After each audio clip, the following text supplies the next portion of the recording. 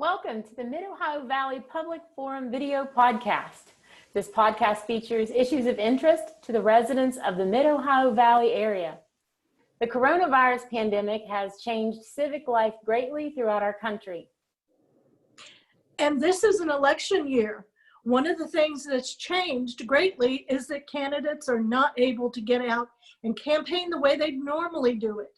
Normally, they'd be knocking on your door or going to a soup bean dinner and meeting and greeting you and shaking your hand.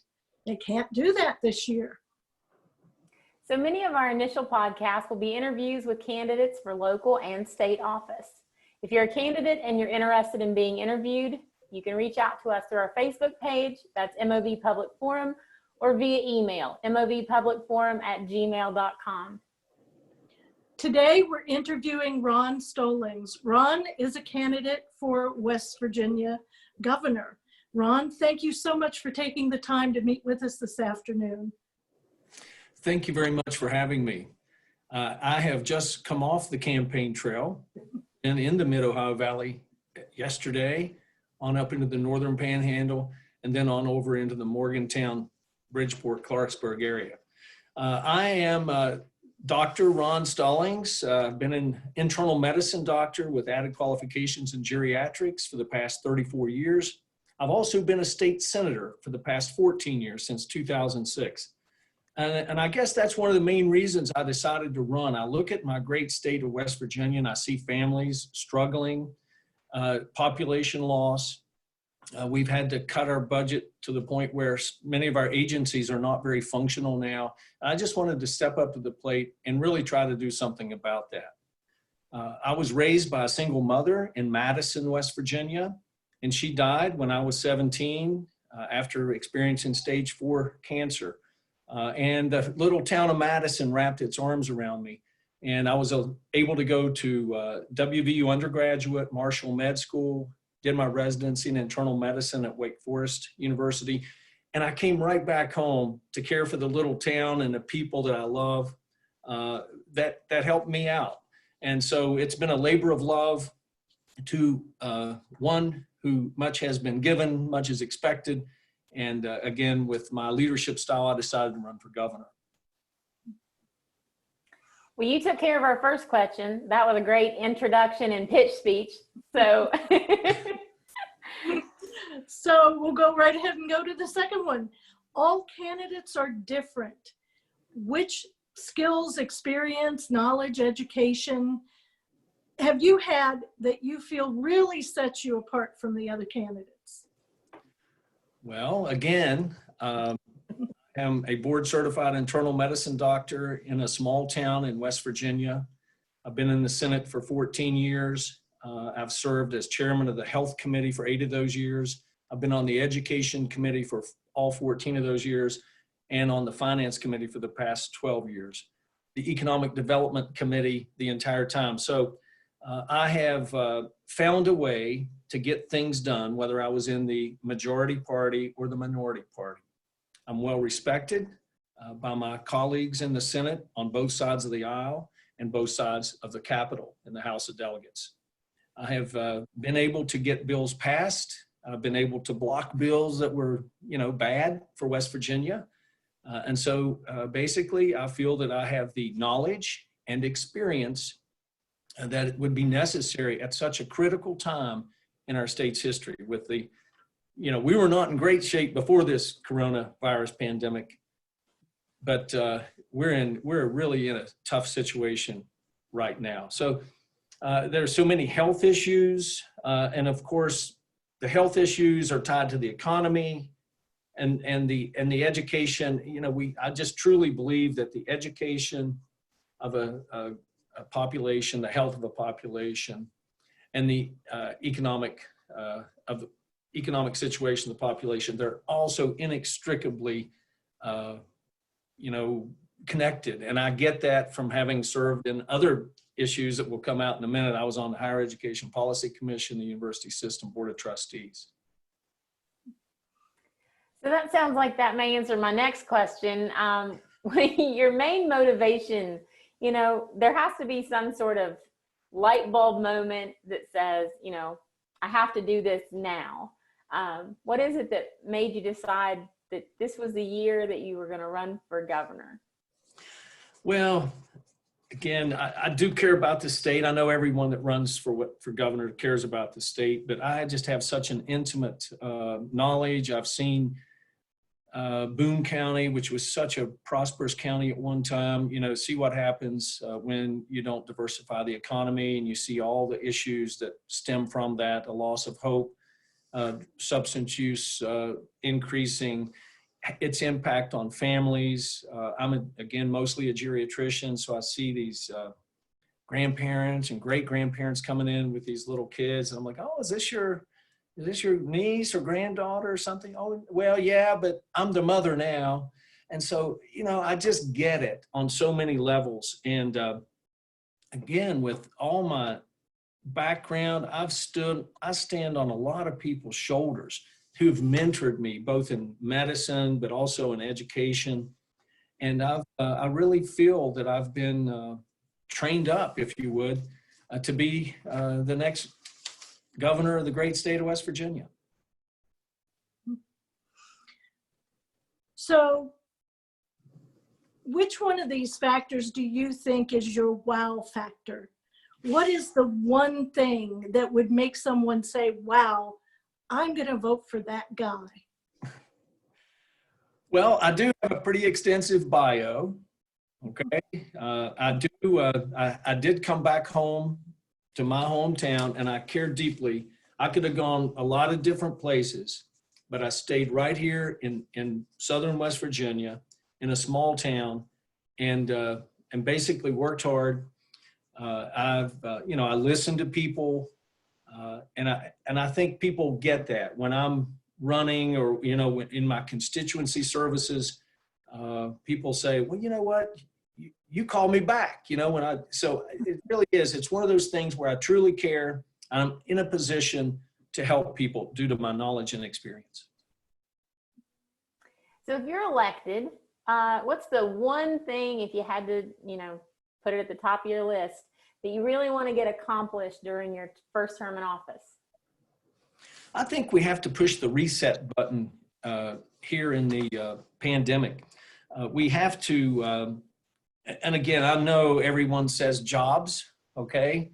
But in order to get jobs, we have to invest in infrastructure, including broadband, obviously, and try to really bring home some of these manufacturing jobs that we've offshored. We need to reshore pharmaceutical manufacturing. We need to reshore our, personal protective equipment. Things that are so important to us, we don't want them to be made in China or India. And it really gives us a great opportunity to, if we use our infrastructure money wisely, invest wisely in not only typical infrastructure, but education infrastructure. We have to have, an educated, drug-free workforce. And in order to do that, we have to invest in education, and particularly early childhood, because, we know so many of our children, due to this substance use disorder, have these adverse childhood experiences. And so unless we can give those kids resilience, they're not going to be able to learn. So we have to invest in our teachers, birth to 3, different types of infrastructure, and then let's take advantage of our great location, because we are within a 5-hour drive of half the, this nation's population, and let West Virginia just really be that place people want to get out of the big cities, the congested areas, come to West Virginia. So I'm over 6 decades old, and Welcome. I think every candidate I've ever heard that was running for governor has talked about and promised to bring jobs back to West Virginia. And here we are, still shedding jobs, getting poorer all the time. So what's your plan for doing what so many others have promised to do and failed to accomplish? Yeah. I think we have to think strategically and be inclusive as to how we move forward. I've been there under 4 different governors, and each governor comes in there and it's my idea, this is what we're going to do. And I'm not like that. When I chaired the Corridor G Regional Economic Development Authority Board of Directors, that was Boone, Logan, Lincoln, Mingo, that really, was in a tough situation because it was just coal. The first thing I did is I put together a strategic plan. And out of that strategic plan came a 1-year, a 5-year, a 25-year plan. So I think with that strategic investment and again, focusing on the infrastructure, front loading the system, then I think we can move forward. I have, and with this coronavirus, it really does allow us to push the reset button. What I mean by that is a lot of stuff that mattered before may not matter. And we've exposed a lot of things that matter, okay, such as a child in all parts of the state of West Virginia being able to get on a computer and learn. So we have to get rid of this rural divide that we have. And so just because you live in Charleston or Huntington, you can learn, but if you live in somewhere else, you can't learn. And again, I do have, from an economic standpoint, I have this 2020 election platform that's on my Stollings for West Virginia Facebook and stallingsforwestvirginia.com website. And I can promise you that the governor's office and the governor's mansion will be one of a festival of ideas. And it'll be broad-based age-wise. I have students for Stollings on campuses that are shooting me ideas all the time about what they like and what we need to do for our younger people. So again, and the other thing that's so important that certainly this governor has a challenge with is whatever I do, whatever my plan is, it doesn't matter unless I can get the House of Delegates and the Senate to go along with it. And so the first little part of my governorship will be one of bringing people together, Republicans, Democrats, House of Delegates members, senators, my staff, so that we can really have that feeling of this is our plan. It's not my plan. And so we'll build it from the bottom up.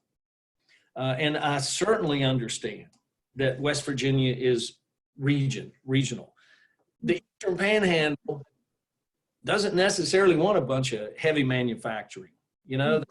That's the high tech area.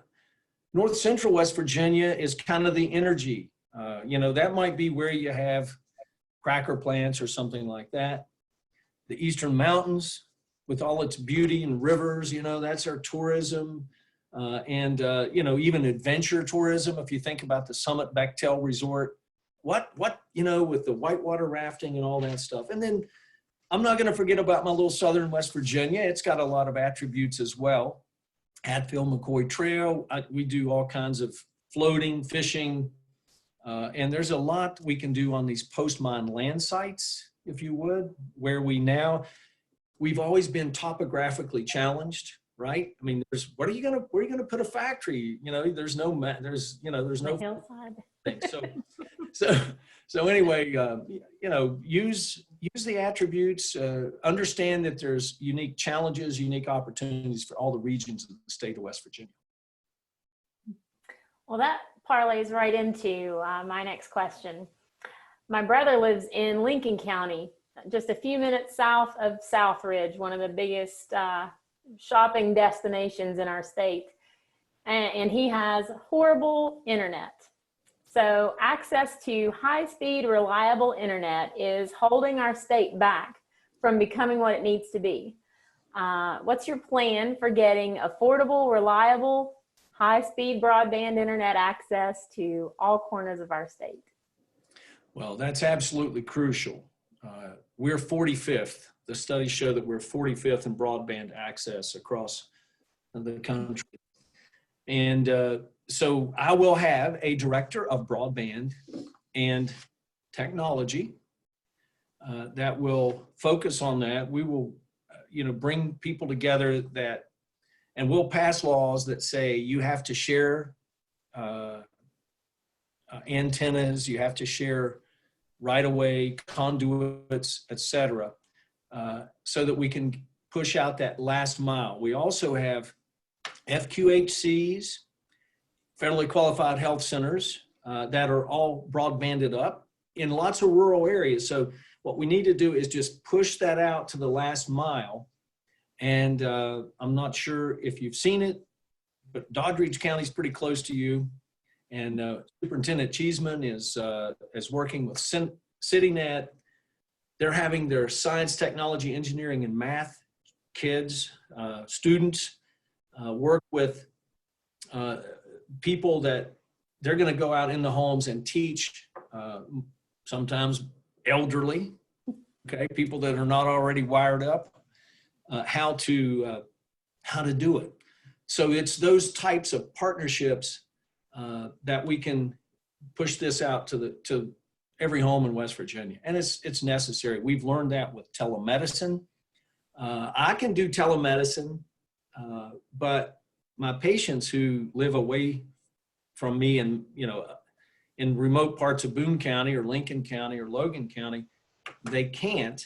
So we have to just do the telephone consults. And I'm telling you, having that telephone on my shoulder and keyboarding and stuff, so giving me a stiff neck. So we need to fix this so that, and again, the education system, we have to have that.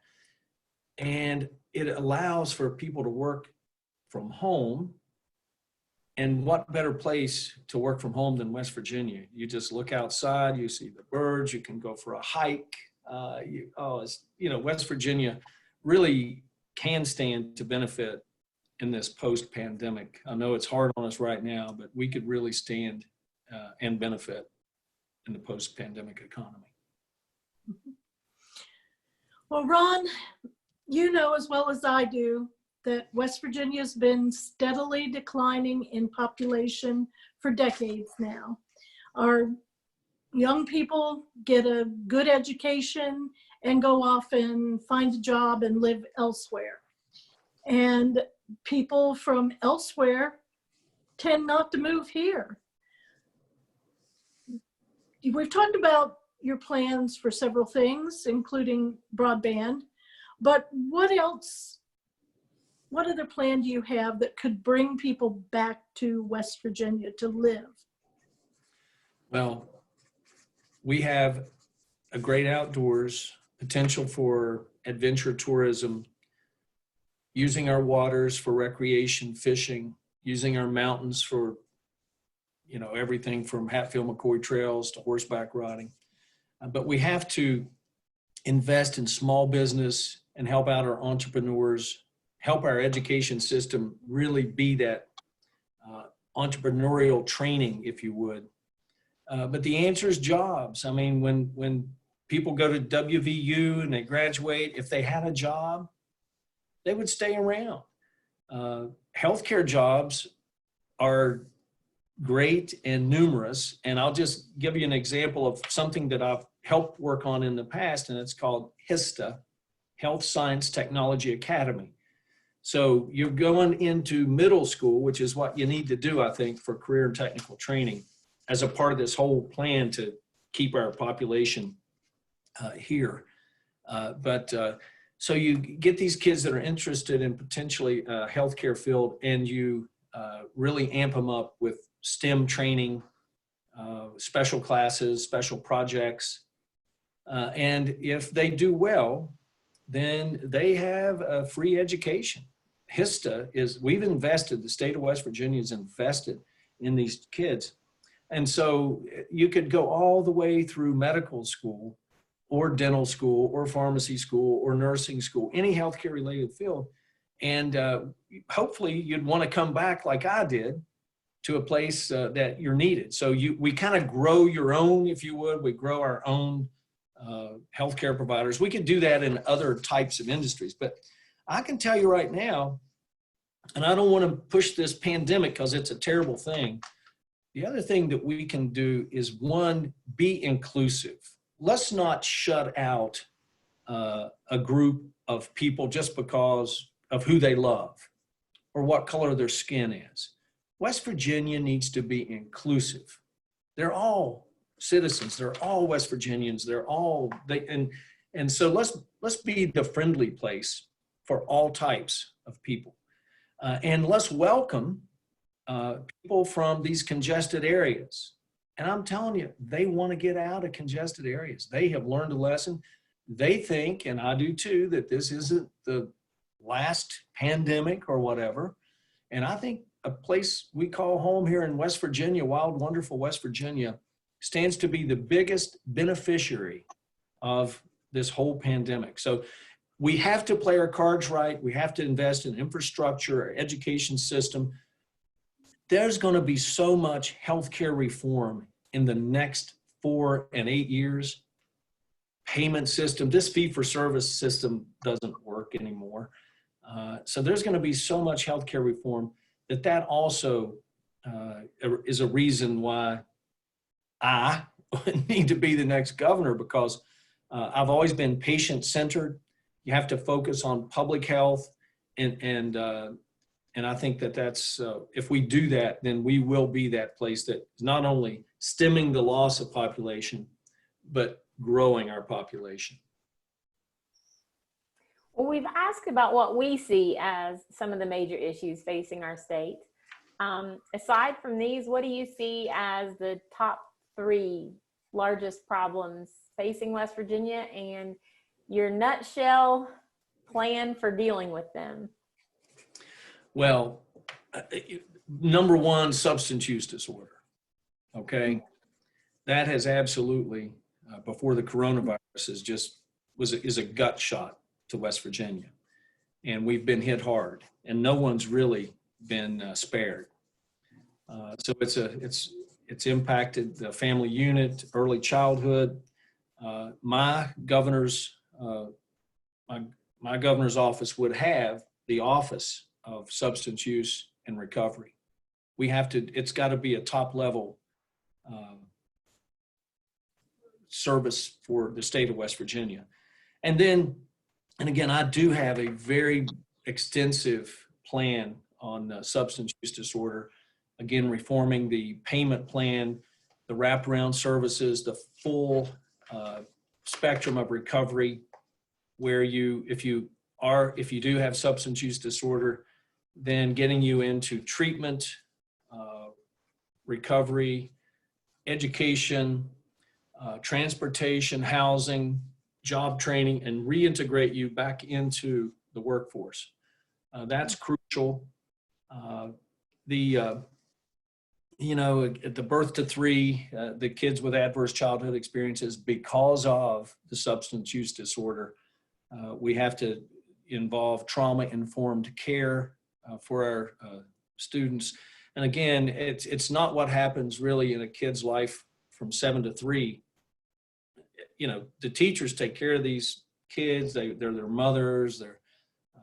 They feed them.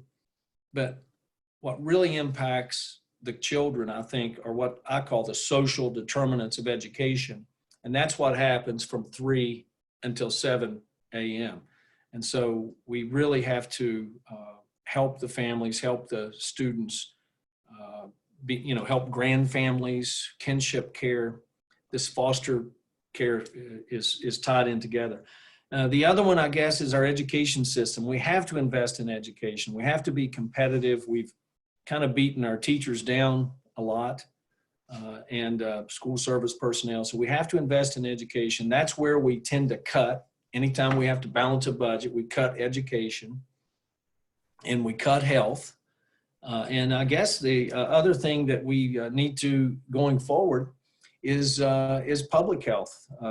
Where we've gone from 800 public health workers in West Virginia to 300 in the past decade. And so I think that this virus hopefully will shine a light on that, and that we start thinking about how public health interacts with our with our economy and our every walk of life. So those are the three areas that I think we really need to work on. So, Ron, we're often our own harshest critics. This is a two-part question. What do you think is your worst quality, and what do you think is your best quality? I'm an impatient man.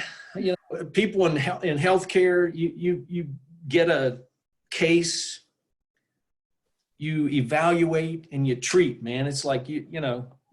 And so I guess if anything, I'm a little too impatient. I want to get things done yesterday, and I worry about how we're going to be, you know, how we're going to be if the governor doesn't at this critical time invest these federal dollars the right way. So I'm impatient. I want to see that $1.25 billion spent on hiring more public health workers, on trying to make more personal protective equipment, trying to ramp up testing. So I'm an impatient man. I'm sorry. I guess one of my best, I guess, is that I care, that I'm a communicator.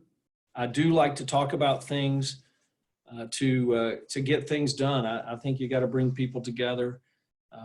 I'm a convener, I guess. I think that, and that's what it takes. I think being a convener and a communicator and realizing that it takes so many people, you know, to get things done. And always as a medical doctor, you know, you solve problems and try to fix them. With that, we have come to the end of the hard questions. The rest of them are just to kind of get to know you, the person. The hardest question we've asked so far, I think, what's your one single most favorite thing or place in our state? And not the people. We all love West Virginians, but they're not a thing or a place. You know, I guess what gives me the willies more than anything, and where I kind of well up, I guess, is opening day Mountaineer Field. You know, when the band comes out there, the Pride of West Virginia comes out there, and that drum line comes. I'm getting chill bumps right now. You know, I guess it's the one moment. If you want one moment, that's it. Now, that said, I also love the herd. Okay, I go to the Joan C. Edwards, you know, to watch the thundering herd as well. But I did my undergraduate at WVU, and I'm not sure there's anything like that setting, or a big game when you got Texas or Oklahoma coming in there. So lots of people have those house divided license plates. You need a man divided license plate. Well, I'll tell you how I get by with that. I give a lot of money to both schools. I'm sure they appreciate that. Yeah. Well, question 2, and this is personal again. What are your personal core values? I care. I have integrity. The people in the Senate will tell you I'm an honest man. I'm not going to tell you something and do something else. I'm a hard worker. I have a lot of energy. I'm a multitasker. So I guess I work hard, and I guess that's it. So what do you think you as the individual are most passionate about? My patients, I care about them. I could have gone anywhere else. I owed Boone County, you know, the ladies auxiliary in my little hospital, when they found out, or when the Marshall School of Medicine says, you don't have anything, do you? And I said, no. They said, well, we're going to give you a 1-year exceptional needs scholarship, but you're going to have to sell your, I call it my soul, my life to somebody. And so I went back to Boone Memorial Hospital, and I spoke with the high level brass, you know, and 2 little ladies over in the corner wearing pink, Miss Mildred Harper and Miss Edith McElfresh. They just listened intently. And so after I was talking to the the board people, the men in the room. I'm trying to impress them. And after the interview, they said, Edith, Mildred, what do you think? And they said, well, we think he's a fine young man and we're going to support him. So for every year that they supported me, I was to come to Boone County and practice medicine. I was coming to Boone County anyway, but they did help me out tremendously. And so I care about my patients. I'm passionate about patient care. And I owed them 3 years. And this June 30th, I'll be there 35 years. No intention of going anywhere except to Charleston. So what do you enjoy doing in your off time? I'm an outdoors guy. I love the outdoors. Where I live, just outside of Madison, has trails up. It used to be the old antenna, if you would. So there's a little road up to the top of my hill. So I hike that hill probably 3 or 4 times a week. I love floating our rivers, the little Spruce Fork, Pond Fork, Coal River, other places. But, those are so handy. I don't take, and a lot of my friends don't take where we live for granted. We have so much fun. And then also I ride 4-wheelers with my buddies. I love sitting around a fire in the evening with friends. We still do that, but we're more than 6 feet apart. And that's where I think you can solve the world's problems. I mean, you talk about what's going on. If anything, we're a support group for each other. And during this pandemic, we do that. We support each other. That's why I worry a little bit about, folks that the McDonald's crew, the old timers that go down to McDonald's and they talk. And so that camaraderie, I really enjoy sitting around a fire and solving the problems. So if you had to pinpoint one thing that's most unique about you, what would that be? High energy, maybe. I've had several people say, I don't know how you do it, but I get high energy. Well, with that, we've come to the end. We'd like to give you the time to tell us and voters anything you think we've missed that we need to know, how to get more information on your campaign, how to get involved, get in touch with you, donate, etc. Well, I hope from this interview, people realize that I'm the right person at the right time to lead the state of West Virginia. Because of my interaction with other people, the ability to bring people together, to work across the aisle, to work across the Capitol. I stand on a lot of people's shoulders. People have mentored me from all walks of life. People that I've served with on the University System Board of Trustees, the Higher Education Policy Commission, State Medical Association. I just have learned so much. I do work hard. I would like for you all to tune in to Stollings for West Virginia, Facebook, stallingsforwestvirginia.com website, because I do have extensive plans for nearly everything we've talked about.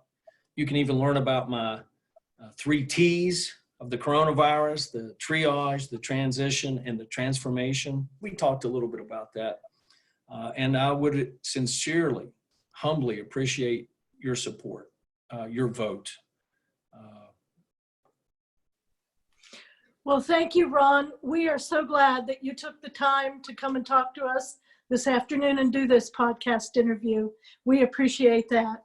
And everyone, remember, wash your hands.